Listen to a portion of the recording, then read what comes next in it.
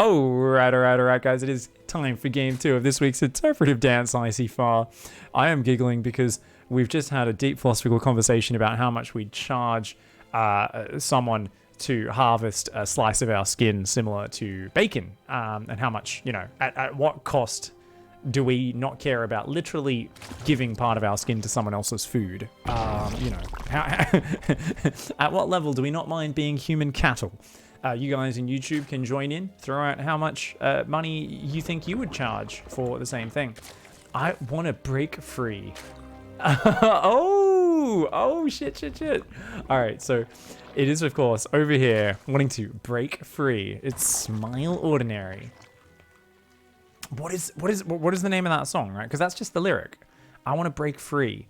I don't think that's the name of the song. But it's on the edge of my tongue, edge of my mind. So if you guys can shout the name of the band, the name of the song in chat, link it up and stuff, and potentially remind us of a few of the other lyrics, share those in chat, would be great. It is just Queen, right? It is actually called Break Free? It is called I Want to Break Free? Oh, really? Okay, cool. Over here on the right-hand side, doing a bit of a douchebag pylon block, the Protoss player, it's 90. So you're just going to go for a one-base fast core opening. Very quick spawning pool here for our Zerg, who's... Oh, is going to mine through here. So...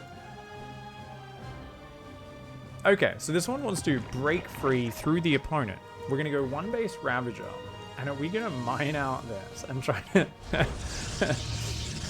Normally you think break free, you think you're breaking out of prison. In this case, the Zerg is breaking into the Bank of Protoss to...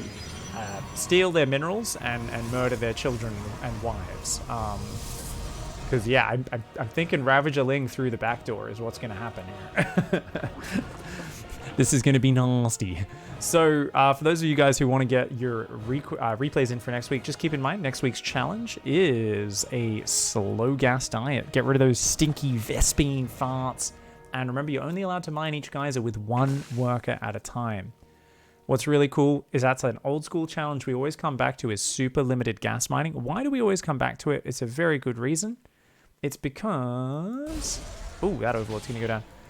It forces you to play Mass Zergling, Mass Zealot, Mass Marine, Mass Hellion, Mass Adept. These very low gas, heavy mineral styles. And often you just end up with these funny low tier armies kind of being extended through the mid game. Where, people think 300 Zerglings can't beat Colossus. Yes, it can. Don't get me wrong, you've got to use a lot more mobility, a lot more backstabbing, a lot more surrounding when you're on these Mass Marine, Mass Zealot, Mass Zergling armies. But it just creates some very odd and funny compositions. Now, these Ravagers almost kill that Overlord. What the fuck? For a second, I thought he was thinking about finishing it off there as well. So we're now seeing Zergling speed and a natural. So Smile Ordinary has broken free to this base, hasn't actually taken it. And it's starting to dawn on me, we may be watching Silver League. I'm not sure. Let's check the APM. No. It's got to be gold. I don't think it could be plat with just how slow these expansions are and how many basic units are being built. But there's been a bit of scouting, right? There's a Nexus going down. Yeah, I think probably about Plat League or so. It's just at the start, I was like, there's a song name, we're mining out the back door. I was thinking of some really tight cheese, and I was thinking in pro gamer terms. And I've just recalibrated my brain and realized, no, it's one base Ravager into, I'm just going to pull off gas. And then we're just going to, are we going to mine? Okay, so we're trying to mine through there. And these drones are going to mine through there. We're also going to take a hatch there. I'm very confused about what's happening. There's a Stalker March coming across the map here for 90, which is still a very weird name, 90. It's kind of like 90, but not quite. Oh man, lots of Overlords going to go down. If those Stalkers run in, red hit point Overlord, another Overlord there. They're looking around for a base right now. 90 is very surprised. 90 is like, where is your expansion? And this is a crazy pressure, by the way, because it's the sort of shit that 30 Zerglings will just surround and murder, but if you don't have a lot of production, and I'll tell you what, guys, Smile Ordinary does not. Oh no, Smile Ordinary has no fighting units, guys. There's 3 Ravagers and 2 Roaches. Where are those Ravagers? Okay, they're making their way back now. They're gonna need to land some big biles. There's 2 Zerglings that just popped out to reinforce this army. Oh my god. Biles' own Ravager. Oh my god. Thankfully these stalkers decide, we've probably forced you to build about 50 zerglings. Let's run away. They actually could have just won the game there, I think. Behind this, Nainty has fucking nothing. Hasn't even finished saturating one base. He's on 22 workers. 5 minutes into the game. He's going Twilight Council right now, but these stalkers are about the only longevity we've got. Now, thankfully for Nainty, it's even less workers for the Zerg, who's somehow on 17 workers, 5.5 minutes into the game. Neither player with any economy, but the Biles, just barely wriggles out of that surround.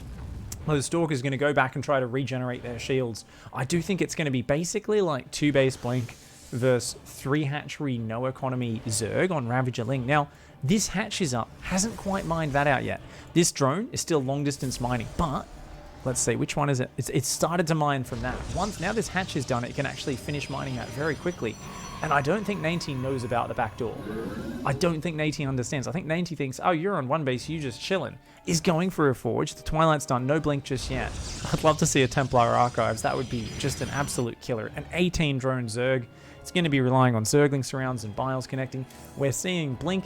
I mean, it should get the job done if you've got really immaculate micro. I'll tell you what I don't expect from a player who's at 30. I mean, he's actually probing up now, but who's kind of been in this derpy situation and doesn't seem to know about the back minerals in this map. I don't expect perfect blink control.